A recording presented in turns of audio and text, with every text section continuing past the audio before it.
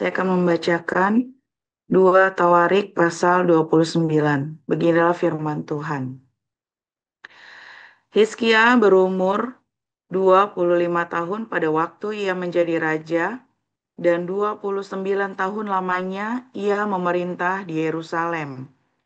Nama ibunya ialah Abia, anak Zakaria. Ia melakukan apa yang benar di mata Tuhan, tepat seperti yang dilakukan Daud, bapa leluhurnya. Pada tahun pertama pemerintahannya, dalam bulan yang pertama, ia membuka pintu-pintu rumah Tuhan dan memperbaikinya. Ia mendatangkan para imam dan orang-orang Lewi dan mengumpulkan mereka di halaman sebelah timur. Katanya kepada mereka, "Dengarlah, hai orang-orang Lewi, sekarang kuduskanlah dirimu dan kuduskanlah rumah Tuhan, Allah nenek moyangmu. Keluarkanlah kecemaran dari tempat kudus, karena nenek moyang kita telah berubah setia. Mereka melakukan apa yang jahat di mata Tuhan, Allah kita, telah meninggalkannya. Mereka telah memalingkan muka dari kediaman Tuhan dan membelakanginya. Bahkan mereka menutup pintu-pintu balai rumah Tuhan dan memadamkan segala pelita. Mereka tidak membakar korban ukupan dan tidak mempersembahkan korban bakaran bagi Allah orang Israel di tempat kudus. Sehingga murka Tuhan menimpa Yehuda dan Yerusalem. Ia membuat mereka menjadi kengerian, kedahsyatan dan sasaran suitan seperti yang kamu lihat dengan matamu sendiri. Karena hal itulah nenek moyang kita tewas oleh pedang, dan anak-anak lelaki dan anak-anak perempuan kita beserta istri-istri kita menjadi tawanan. Sekarang aku bermaksud mengikat perjanjian dengan Tuhan, Allah Israel, supaya murkanya yang menyala-nyala itu undur daripada kita. Anak-anakku, sekarang janganlah kamu lengah, karena kamu telah dipilih Tuhan untuk berdiri di hadapannya untuk melayani Dia, untuk menyelenggarakan kebaktian dan membakar korban baginya. Lalu bangunlah orang-orang Lewi itu, yakni dari Bani Kehat, Mahat bin Amasai, dan Yoel bin Azaria. Dari Bani Merari, Kis bin Abdi, dan Azaria bin Yehaleleel. Dari orang Gerson, Yoah bin Zima, dan Eden bin Yoah. Dari Bani Elisafan, Simri dan Yeyel. Dari Bani Asaf, Zakaria dan Matanya. Dari Bani Heman, Yehiel dan Simei. Dan dari Bani Yedutun, Semaya dan Uziel. Mereka mengumpulkan saudara-saudaranya dan menguduskan dirinya. Kemudian mereka datang menurut perintah raja, sesuai dengan firman Tuhan, lalu mentahirkan rumah Tuhan. Sesudah itu masuklah para imam ke bagian dalam rumah Tuhan untuk mentahirkannya. Semua yang najis yang didapati mereka di dalam bait Tuhan dibawa ke pelataran rumah Tuhan. Orang-orang Lewi menerimanya untuk diangkut keluar ke lembah Kidron.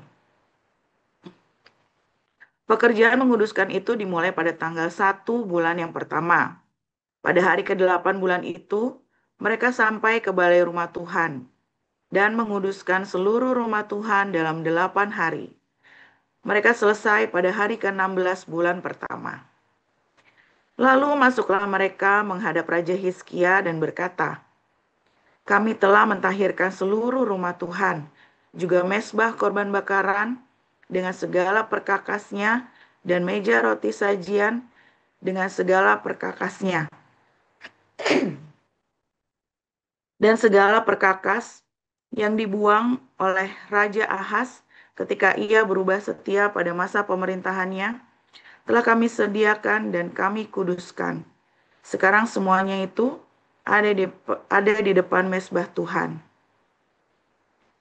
Maka pagi-pagi Raja Hizkia mengumpulkan pemimpin-pemimpin kota dan pergi ke rumah Tuhan.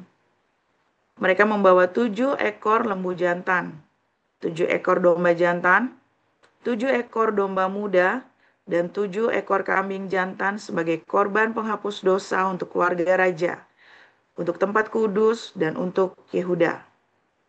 Ia memerintahkan anak-anak Harun, yakni para imam, untuk mempersembahkannya di atas mezbah Tuhan. Lalu mereka menyembelih lembu-lembu itu. Para imam menerima darahnya dan menyiramkannya pada mezbah. Kemudian mereka menyembelih domba-domba jantan dan menyiramkan darahnya pada mezbah. Sesudah itu, mereka menyembelih domba-domba muda dan menyiramkan darahnya pada mezbah. Selanjutnya, mereka membawa kambing-kambing jantan yang akan menjadi korban penghapus dosa ke hadapan raja dan jemaah. Mereka meletakkan tangannya ke atas kambing-kambing itu. Dan para imam menyembelihnya dan mempersembahkan darahnya di atas mezbah sebagai korban penghapus dosa untuk mengadakan perdamaian bagi seluruh Israel. Sebab raja telah memerintahkan untuk mempersembahkan korban bakaran dan korban penghapus dosa itu bagi seluruh Israel. Ia menempatkan orang-orang Lewi di rumah Tuhan dengan ceracap, gambus, dan kecapi, sesuai dengan perintah Daud dan Gad, pelihat raja, dan Nabi Nathan. Karena dari Tuhanlah perintah itu, dengan perantaraan nabi-nabinya. Maka berdirilah orang-orang Lewi dengan alat-alat musik Daud. Demikian pula para imam dengan nafiri. Lalu Hizkia memerintahkan untuk mempersembahkan korban bakaran di atas mezbah. Pada saat persembahan korban bakaran dimulai, mulailah pula dinyanyikan nyanyian bagi Tuhan dan dibunyikan nafiri dengan iringan alat-alat musik Daud, Raja Israel. Seluruh jemaah sujud menyembah, sementara nyanyian dinyanyikan dan nafiri dibunyikan.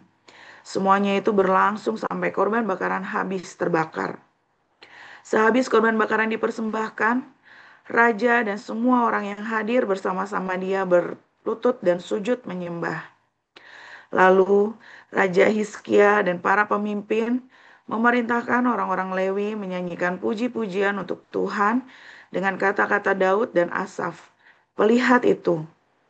Maka mereka menyanyikan puji-pujian dengan sukaria, lalu berlutut dan sujud menyembah. Kemudian berbicaralah Hizkia. Sekarang kamu telah mentasbihkan dirimu untuk Tuhan. Mendekatlah dan bawalah korban-korban sembelihan dan korban-korban syukur ke rumah Tuhan. Lalu jemaah membawa korban-korban sembelihan dan korban-korban puji-pujian. Setiap orang yang rela hati membawa juga korban-korban bakaran. Jumlah korban bakaran yang dibawa jemaah ialah lembu 70 ekor, domba jantan 100 ekor, dan domba muda 200 ekor. Semuanya sebagai korban bakaran bagi Tuhan. Persembahan kudus terdiri dari lembu sapi 600 ekor dan kambing domba 3.000 ekor. Tetapi jumlah imam terlalu sedikit, sehingga mereka tidak sanggup menguliti semua korban bakaran. Oleh sebab itu, saudara-saudara mereka, orang-orang Lewi, membantu mereka sampai pekerjaan itu selesai, dan sampai para imam menguduskan dirinya. Sebab orang-orang Lewi itu lebih bersungguh-sungguh menguduskan dirinya daripada imam. Lagi pula korban bakaran itu banyak, dengan segala lemak korban keselamatan dan segala korban curahan pada korban-korban bakaran itu. Demikianlah ibadah di rumah Tuhan ditetapkan kembali. Hizkia dan seluruh rakyat bersuka cita akan apa yang telah ditetapkan Allah bagi bangsa itu. Karena hal itu terjadi dengan tak disangka-sangka. Demikian firman Tuhan. Ya, terima kasih Bu Ayu. Silakan dilanjut Pak Apul. Baik, saya lanjutkan. Para pemungut cukai dan orang-orang berdosa biasanya datang kepada Yesus untuk mendengarkan dia. Maka bersungut-sungutlah orang-orang Farisi dan ahli-ahli Taurat, katanya. Ia menerima orang-orang berdosa dan makan bersama-sama dengan mereka. Lalu ia mengatakan perumpamaan ini kepada mereka. Siapakah di antara kamu yang mempunyai 100 ekor domba? Dan jikalau ia kehilangan seekor di antaranya, tidak meninggalkan yang 99 ekor di padang gurun dan pergi mencari yang sesat itu sampai ia menemukannya. Dan kalau ia telah menemukannya, ia meletakkannya di atas bahunya dengan gembira.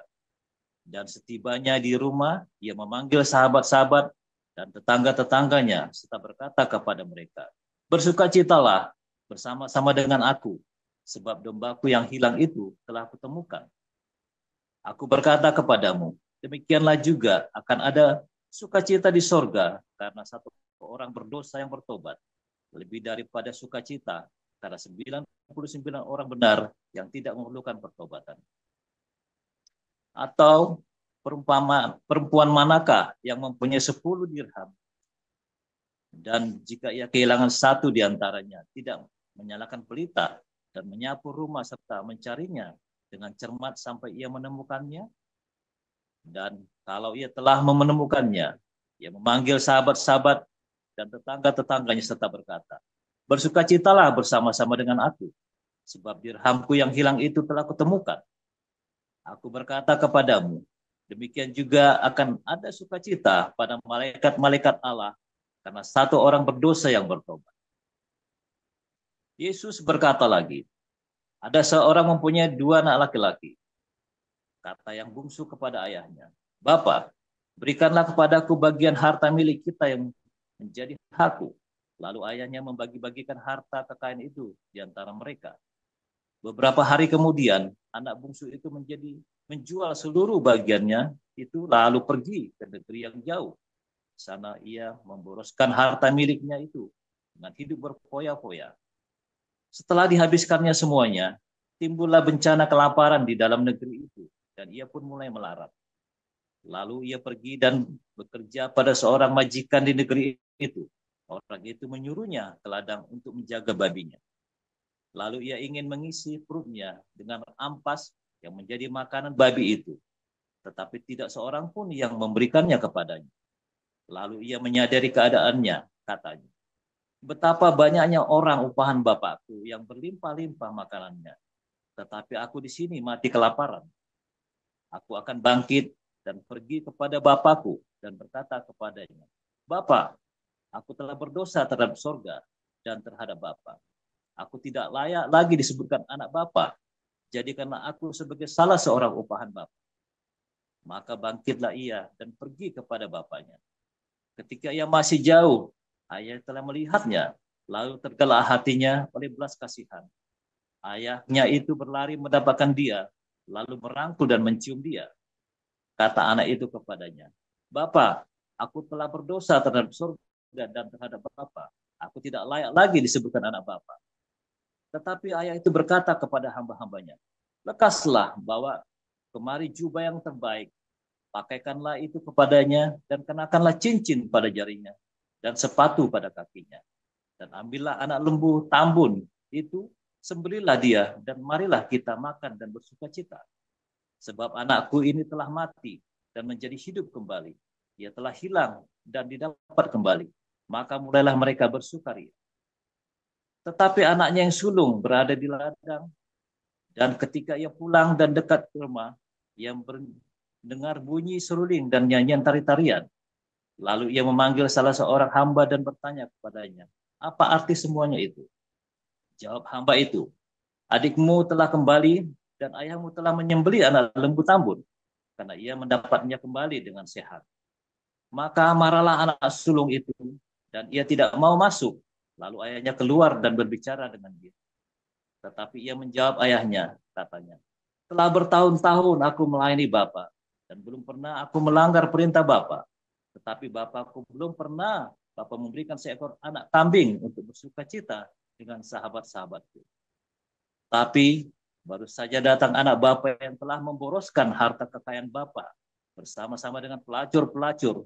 Maka Bapa menyembelih lembu tambun itu untuk dia. Kata ayahnya kepadanya, anakku, engkau selalu bersama-sama dengan aku, dan segala kepunyaanku adalah kepunyaan. Kita patut bersukacita dan bergembira karena adikmu telah mati dan menjadi hidup kembali. Ia telah hilang dan didapat kembali. Demikian firman Tuhan. Ya, terima kasih para lektor yang sudah membacakan ayat Alkitab pada pagi hari ini. Bu Ayu dan Pak Apul, kita akan mendengarkan renungan firman Tuhan oleh Pastor Joseph Paul Jiang dengan judul Hati Seorang Bapa. Silakan Pastor. Haleluya, firman Tuhan selalu baru setiap hari. Ketika kita menanti-nantikan Tuhan dengan penuh cinta, penuh pengharapan. Jangan lupa saudara ya, menanti-nantikan Tuhan itu bukan nganggur, bukan cuma baca Alkitab, berdoa, ya ke gereja, itu bukan menantikan Tuhan. Tapi kamu berusaha menyenangkan Tuhan. Bagaimana menyenangkan Tuhan? Jaga hidupmu di dalam kekudusan. Bagaimana menyenangkan Tuhan? Ketika apapun yang kamu lakukan ya kepada orang-orang yang paling hina, yang paling kecil, yang paling hina, atau yang siapa sih yang musuhmu yang paling kurang ajar, kebaikan yang kamu lakukan kepada mereka, itulah kamu lakukan untuk Tuhan, menyenangkan Tuhan. Ya, ketika kamu memberi makan orang-orang miskin, memberi makan ya, bukan bagi-bagi duit. Kamu bagi-bagi duit salah kamu ya. Ongkrongan namanya. Tetapi apa? Anda buat kebaikan. Ya, bagi makanan, bukan bagi duit ya. Ingat-ingat ya. Jangan bagi-bagi duit sama orang, ya. Tapi berbagi makanan, ya. Kalau bagi duit tidak termasuk dalam sedekah. Tapi kamu punya, ya kamu pengen bagi aja. Sama siapa? Sama istrimu. Bagi duit sama siapa? Sama anakmu. Bagi duit sama siapa? Sama adikmu, sama tetanggamu. Itu tidak termasuk sedekah. Tetapi ketika kamu memelihara orang tuamu, menyenangkan hatinya, itu termasuk di dalam berbuat kebaikan, saudara, menyenangkan hati Tuhan. Tuhan Yesus bilang apa? Sebelum kamu lakukan buat rumah Tuhan, lakukan dulu buat orang tuamu. Ya, sudah pernah belajar ya dulu ya, bolak-balik ya. Sebelum kamu kasih keperluan, kasih macam-macam buat rumah Tuhan, buat gereja itu loh, kamu senangkan dulu orang tuamu. Kalau kamu sudah senangkan orang tuamu, baru kasih ke gereja. Ingat-ingat ya, itu yang diajarkan oleh Tuhan Yesus. Bukan kasih ke gereja dulu, orang tuamu dapat sisa. Saya dulu salah, sampai mami meninggal, saya nyeselnya minta ampun, saya baru tahunya ya setelah 10 tahun ini. Mami mau meninggal, tak seneng-senengin saudara ya. Wah, dulu saya nggak ngerti, saya kasihnya gereja dulu, saya kalau kasih ke gereja puluhan juta, ratusan juta saudara. Mami saya nggak pernah tak belikan mobil. Saya bisa belikan pendeta, dulu iPhone apa, harga berapa ya? BlackBerry baru ya, 8 juta. Kita bisa belikan BlackBerry harga 8 juta buat pendeta saudara ya, buat sesama pengecek. Saya kan pengusaha ya, pendeta tapi saya juga pengusaha dulu ya. Saya sambil misi, sambil kerja. Saya bisa kasih handphone bagus, ya kasih sepeda motor bagus, saya tidak pernah belikan handphone buat mami saya, saudara. Saya sampai sekarang kepikiran ya, saya kesambet apa goblok banget saya. Siapa di sini kamu tidak pernah nyenengin orang tua, malah kamu rajin ngasih ke gereja? Bodoh, bukan sesat, bodoh. Ya, sekalipun kamu ke Damaris enggak, kasih orang tuamu dulu. Orang tuamu cukupkan, ya. Kalau orang tuamu sudah cukup, baru kamu nyumbang ke yayasan. Saudara, ada beberapa orang yang suka nyumbang ke saya, saudara ya. Ada ya, banyak orang yang kasihan sama saya. Ya, saudara ya. Ini saya bulan depan rencana saya nyupir taksi, saudara ya. Rencana saya supir taksi supaya saya jangan tergantung dengan donasi hidup saya ya, karena YouTube saya kan sudah nggak bisa dimonetasi, udah banyak berkurang ya saudara ya.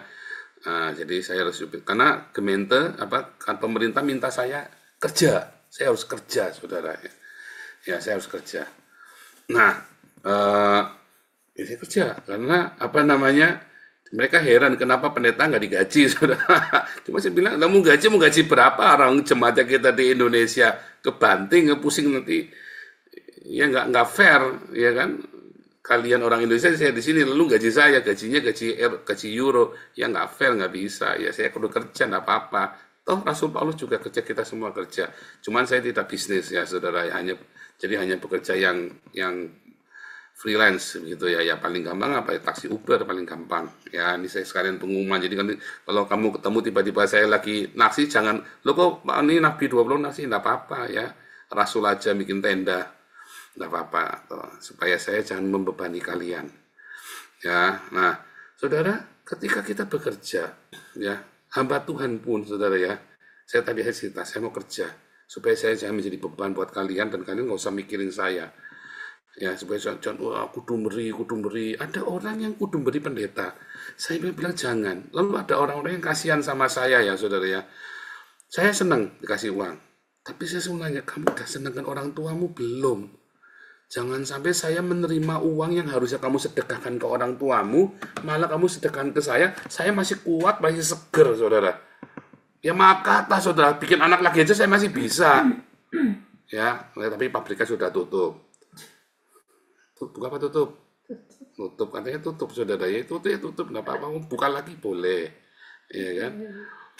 Jangan sampai kamu kasih donasi ke saya, sementara kamu belum menyenangkan orang tuamu, saudara. Saya ini nanti dosa. Rasanya saya nanti jadi makan rezekimu, enggak boleh, saudara. Tapi kalau kamu sudah cukup semua, ya bukan berarti kamu harus punya jadi konglomerat, enggak. Tapi kamu merasa cukup, orang tuamu sudah. Jangan beri saya melebihi kamu pernah menyenangkan orang tuamu, saudara. Aduh, saudara. Jangan kasih pendeta melebihi kamu menyenangkan orang tuamu, saudara. Orang tuamu itu nomor 1. Serius, saudara, inget-inget. Kamu jangan percaya sama pendeta-pendeta itu yang bilang yang penting buat Tuhan dulu. Buat siapa? Kamu tahu nggak buat Tuhan itu apa maksudnya? Kamu ngerti nggak sih buat Tuhan itu? Jangan-jangan Pak, pendeta buat Tuhan itu apa sih Pak? Ya kasih ke gereja. Terus di gereja uangnya buat apa? Ya terserah, nanti gereja untuk kemuliaan nama Tuhan. Nggak taunya buat beli jet, saudara. Sakit hati enggak kamu? Suatu ketika ada artis sinetron, saudara ya, ada artis sinetron datang ke sini, dia cerita-cerita segala macam. Kita bercanda, ini artis lucu banget ya. Namanya siapa ya? Yeremia siapa ya? Rakes. Yeremia Rakes mungkin ya. Ini anak lucu banget ya, masih muda ya, lucu banget. Kalau bercanda kamu kelewatan pokoknya. Dia memang cuman nggak nyakitin ya, nggak sakit tapi nggak nyakitin, jadi lucu. Nah terus dia lagi ngobrol-ngobrol, mungkin nanti ya kalau Paul nanti, kalau saya nanti jadi artis Hollywood, Paul tak belikan Mercedes-Benz yang bagus, ditunjuk itu mobil itu tuh Paul. Terus saya bercanda, tapi terakhir pun jatuhin saya tahu gitu ya. Terus saya bilang, janganlah. Lu kenapa mau dikasih kok nggak boleh? Ya jangan. Kalau saya dikasih, kamu kasih saya Mercedes-Benz ya. Terus kamu ngasih terus kan sudah kan? Saya bilang terima kasih ya Yeremia. Lalu Rosna Baban mau transfer ke saya nggak tuh? Nggak bilangi. Nggak bakal mau, kok udah ngajar. Saya di rumah cuma pakai Avanza, terambil sama Pak Paul pakai Mercedes-Benz. Jancu, saya bilangnya gitu kan, diketawa. Kok dia di belakang ketawa ngekek-ngekek, saudara. Saya bilang jancu, saudara ya. Dasar pendeta jancu. Pakai Mercedes-Benz, aku pakai bebek, motor bebek, aku suruh nyumbang. Udah ngajar. Ketawa ya Koden, saudara ya. Tapi dari ketawa, iyalah saudara. Kamu saya pakai Mercedes-Benz, terus kamu terus mau nyumbang saya begitu. Kan goblok kamu. Jual dulu Mercedes-Benz-nya. Ya nah, kamu tahu nggak bensinnya Mercedes-Benz itu ya? Itu berapa kamu tahu nggak bensinnya itu? Bensinnya saja, saudara. Ya kayak, ya kan, kamu, nah itu tadi. Jangan pernah kamu nyumbang pendeta lebih dari kamu senangkan orang tuamu, saudara. Saya nanti berdosa, saudara. Berdosa. Separuh saja kamu senangkan orang tuamu itu sudah banyak. Dan ada 100 orang yang kasih, kan tetap besar. Tetap melimpah buat saya, saudara. Kalau kurang gimana? Ya saya kudu kerja kalau kurang. Ya kan? Kalau kurang saya kerja, pagi-pagi jam 6 saya bangun. Ya kan? Nah, apa namanya, kalau kayak itu nge-grab. Saya nge-grab bener, saudara ya. Saya nge-grab ini mulai bulan depan ya. Mulai pulang dari Israel nanti ya, bulan Juli. Bulan Juli saya mulai nge-grab. Ini saya harus beres-beresin semua administrasinya. Dan gereja segala macam harus beres. Karena kita ada prioritas dan kita nggak tahu akan berapa lama donasi itu untuk Eropa akan bertahan. Jadi saya harus siap-siap semuanya. Ya, nah, ini sekalian pengumuman juga. Nah, saudara, seorang hamba Tuhan, seorang pendeta, ya,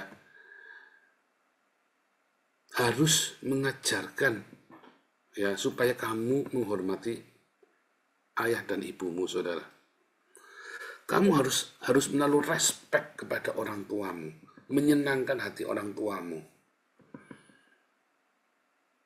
Saya nggak tahu, Anda pernah nggak diajari sama pendeta-pendeta kalian dengan fokus, kamu kalau tidak menyenangkan, kamu tidak membuat orang tuamu bahagia, kamu itu bukan Kristen loh, saudara.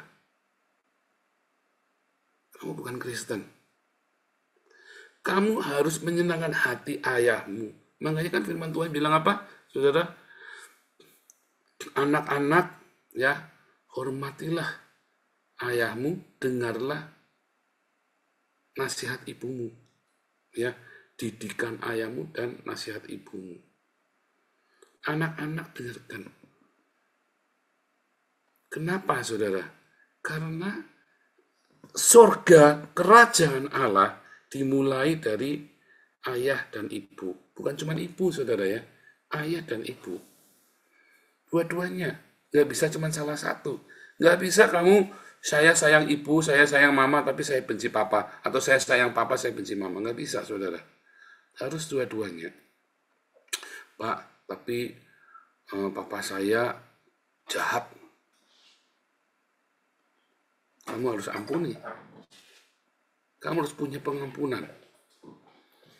Bagaimana bisa punya pengampunan? Kamu datang sama Tuhan Yesus. Kamu cerita, aku marah sama ayahku. Bilang, ayahku kurang ngajar, kawin lagi. Misalnya ya, aku masih ayahku kurang ngajar, aku dipukul sama ayahku. Tanpa alasan, karena mabuk atau karena ya perselisihan, harus kamu dipukul gitu ya. Kamu bilang, Tuhan aku marah Tuhan. Boleh, saudara. Boleh kamu datang sama Tuhan. Ya, sebentar ini anak bikin ulah nih. Ya.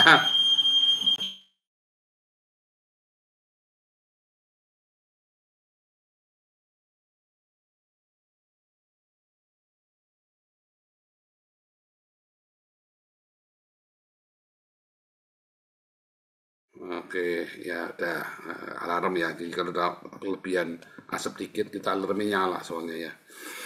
Nah, jadi ketika kita ya sampai mana tadi ya lupa. Soalnya alarmnya sakit sekali di kuping ya. Menyenangkan hati ayahmu ya.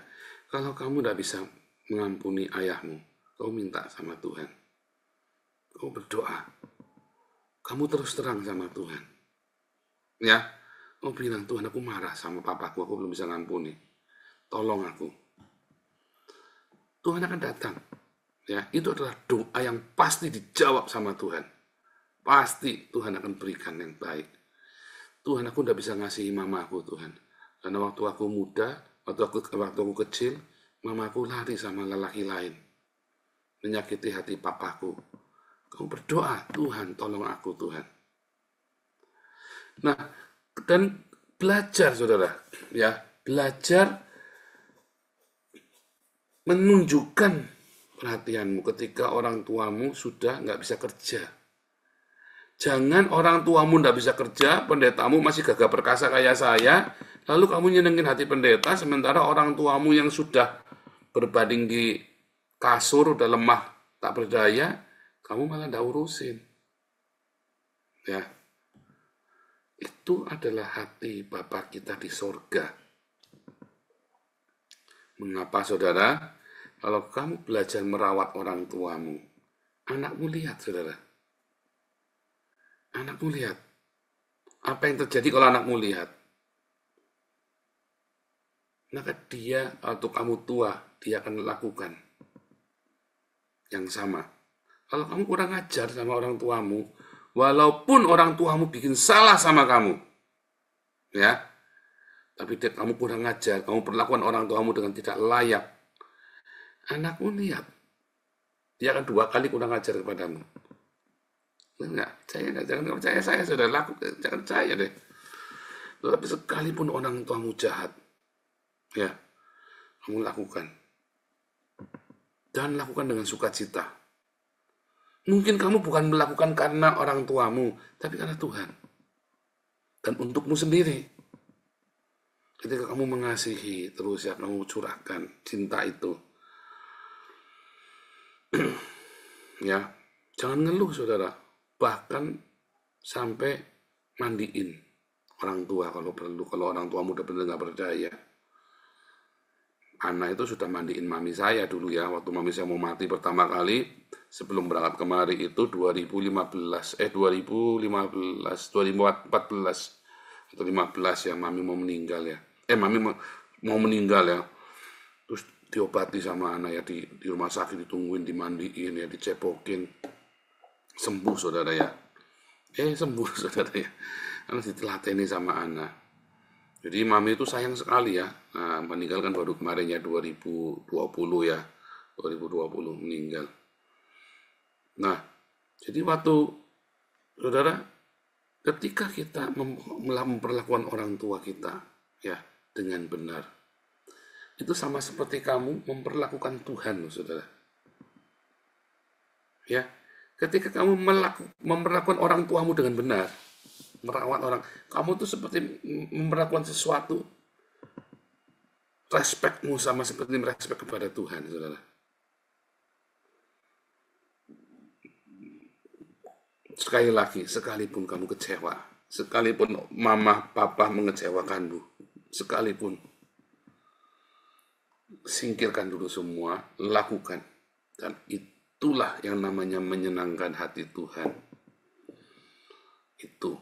Ya, maaf ya, sekalipun orang tuamu kurang ajar. Tetapi, kalau orang tuamu nyuruh kamu bikin salah, misalnya nih maksa kamu kawin sama siapa gitu, tolak. Enggak.